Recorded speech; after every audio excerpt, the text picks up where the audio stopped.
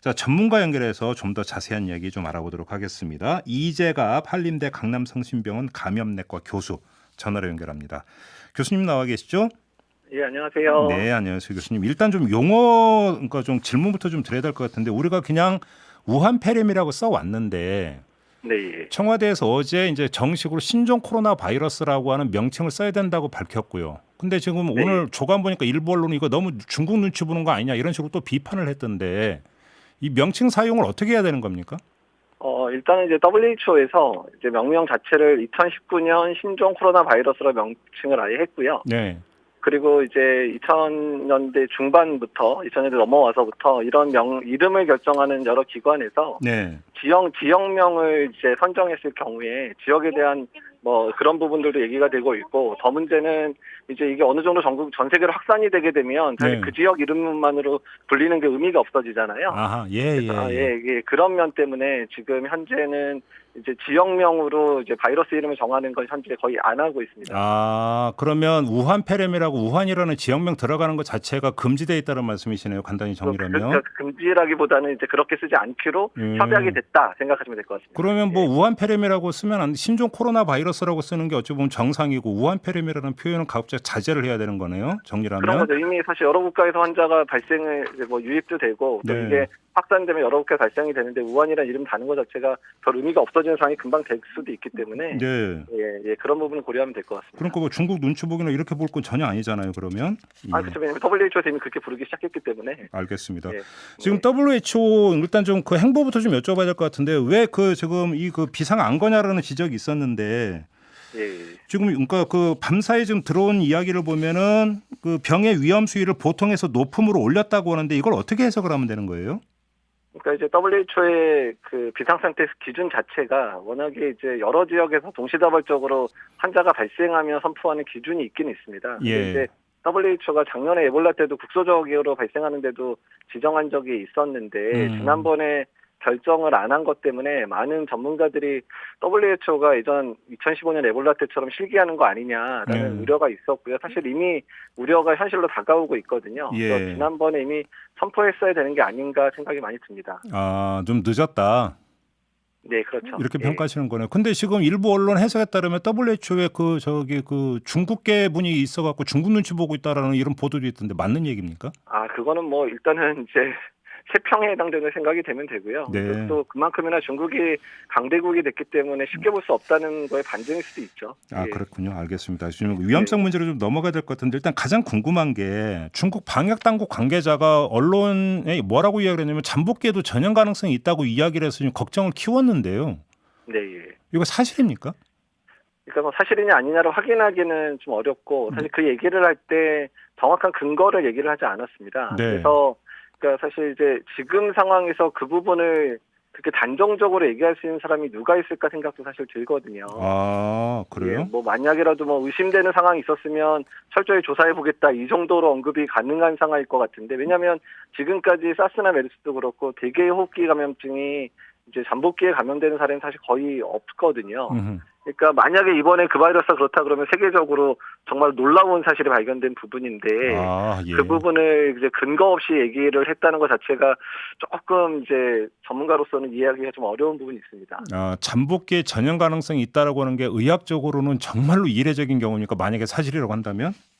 예, 그렇습니다. 예, 그렇기 때문에 그래서 저희가 이거 반신반의하고 있거든요. 그래서 네. 일단은 뭐 질병관리본부도 그거에 대한 근거 자료를 달라고 이제 얘기를 한 것 같은데요. 어쨌든 그런 자료들이 만약에 수집되면 철저히 분석을 해야 될 것 같고요. 그다음에 네. 초기에 지금 우한에서 환자가 많이 발생하다 보니까 이제 다중 노출이나 이런 상황이 발생하도 사실 있기 때문에 이제 그런 잠복기에 감염을 시킬 수 있다라는 부분들이 오해의 소지가 있는 케이스들이 꽤 많을 수 있을 것 같기는 합니다. 근데 이 문제를 좀 여쭤본 이유가 지금 세 번째, 네 번째 확진자 모두 무증상 상태로 지금 국내에 입국을 했다라는 거잖아요.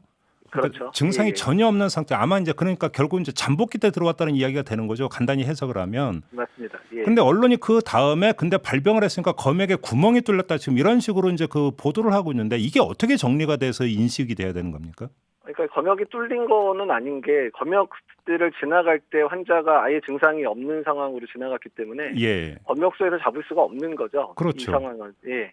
그러니까 이제 그런 분들이 지역사회에 들어갈 때 이미 이제 그분들한테는 이런 증상이 있으면 바로 신고를 하라고 안내가 됐고 네. 필요한 이제 종이라든지 물품이나 이런 것들이 이제 공급이 된 상황으로 이제 국내에 들어가게 되거든요. 네. 이제 그분들이 증상이 생겼을 때 바로 신고를 해주시는 게 현재로서는 제일 중요한 건데 그 신고 타이밍이 좀 늦은 게 아니냐라는 부분이 좀 아쉬운 거죠. 그러니까요. 그러니까 뭐 우한이나 더 범위를 넓혀서 중국에서 들어온 모든 사람을 그렇다고 감시하기도 또 물리적으로 한계가 있는 그런 문제이기 때문에 어떻게 검역을 하고 어떻게 방역을 할 것인가라고 하는 문제가 되게 현실적인 문제가 되는 거잖아요. 그렇죠. 잠복기 감염이 된다면 지금 수준으로는 감당도 못할 뿐더러, 네. 그러니까 만약에 그게 사실이면 그렇게 해야 되지만 사실이 아니라고 한다면 쓸데없는 부분에 방역이 여러 자원들이 활용되어지는 문제가 생길 수 있거든요. 지금 집중해야 될 부분들을 흐트러 놓을 수 있는 그러니까요. 부분이기 때문에 예. 그런 부분에 있어서는 정말 근거가 확실하지 않으면 발표를 안 했어야 되는 게 아닌가, 아니면 이제 언급 정도로 끝냈어야 되지 않는가 생각이 들어서 상당히 좀 아쉬운 부분입니다. 알겠습니다. 조금 전에 이제 그 우한 총영사관 연결해서 이야기 들어봤는데요. 일단 정부 계획은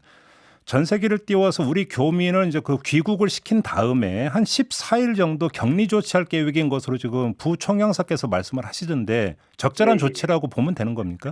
일단 뭐 이제 그 교민들의 안전을 위해서는 반드시 이제 국내로 귀환을 해야 되는 건 당연한 부분이고, 예. 또한 이제 국내에 있는 분들의 불안감들도 있기 때문에 그분들이 좀 14일 동안만 좀 잘 계셔주시고, 네. 그렇게 있으면 국민들의 불안도 많이 잠잠일 수 있으니까, 그래서 양측 국민들도 순응할 수 있고 또한 교민들도 순응할 수 있는 절충점을 잘 찾은 것 같습니다. 아, 그게 가장 현실적인 방안이라고 평가를 하시는 거고요.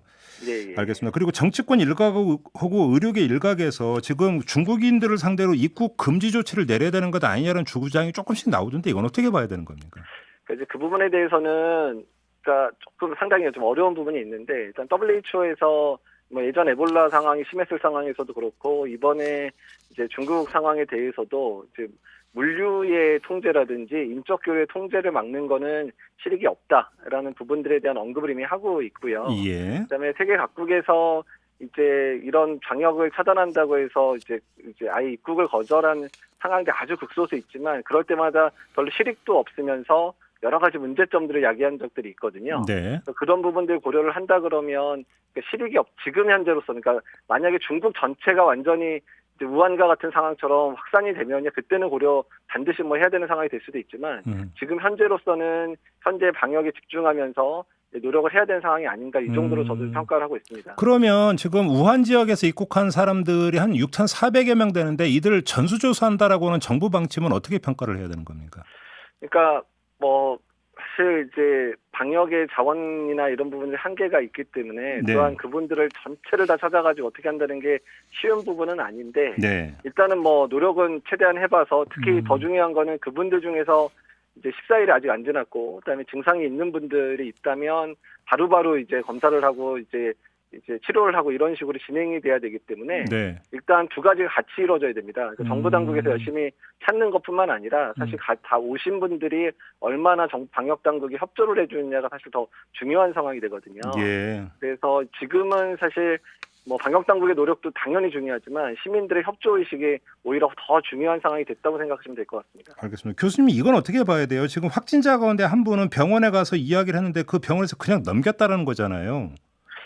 그러니까 정확한 이제 역학조사가 나와야 되긴 하지만, 그러니까 그 부분이 만약에 이제 어떤 방역에 구멍이 보였다고 하면 예. 그 부분에 대해서 반드시 이제 조사를 해야 되고 그 예. 부분을 보완할 방법들을 아주 강하게 간구를 해서 그러니까요. 앞으로 그런 일이 생기지 않도록 노력을 해야 되는 부분이고, 네. 그러니까 지금의 방역 초기 단계이기 때문에 여러 가지 구멍이 보일 수 있는 상황은 맞거든요. 근데 거기에 집착해서 괴로워하는 걸 끝내는 게 아니라 그것들을 반드시 분석해서 이후에 이런 일이 생기지 않도록 노력하는 게 그렇죠. 현재로서는 더 중요한 상황이라 생각이 듭니다. 알겠습니다. 마지막으로 이것만 여쭙고 끝낼게요. 지금 그러니까 신종 코로나 바이러스의 위험성을 어느 정도라고 봐야 되는 겁니까? 일단 이제 지역사회 전파가 가능하면서 사망률이 우리가 생각하는 인플루엔자보다는 높은 상황에 해당됩니다. 네. 지금까지 이런 바이러스 감염증이 지역사회에 유행했던 건 스페인 독감 이후에는 없었거든요. 네. 그렇기 때문에 이제 방역 당국이라든지 시민이라든지 다 철저하게 이제 그런 정보에 대한 부분들을 잘 캐치하고 분석을 잘 해야 될 것 같고요. 네. 어쨌든 지금은 시민의식이 제일 중요한 상황이라 네. 시민들이 불안해하기보다는 오히려 차분하게 그런 방역 정책의 지침들이나 이런 부분 잘 따라주시고 또한 병원 일선 의료기관들이나 지금 이제 국가지정 격리병원에 환자를 치료하는 분들이 조금씩 지쳐가고 있기 때문에 네네. 그분들에 대한 격려도 필요할 것 같습니다. 알겠습니다. 마스크 쓰고 손 씻고 맞죠, 교수님? 네, 맞습니다. 예, 알겠습니다. 고맙습니다. 예, 감사합니다. 네, 지금까지 이재가 한림대 강남성심병원 감염내과 교수였습니다. 이슈의 핵심을 꿰뚫는 예리한 시선, 믿고 듣는 진품 시사 김종배 시선 집중.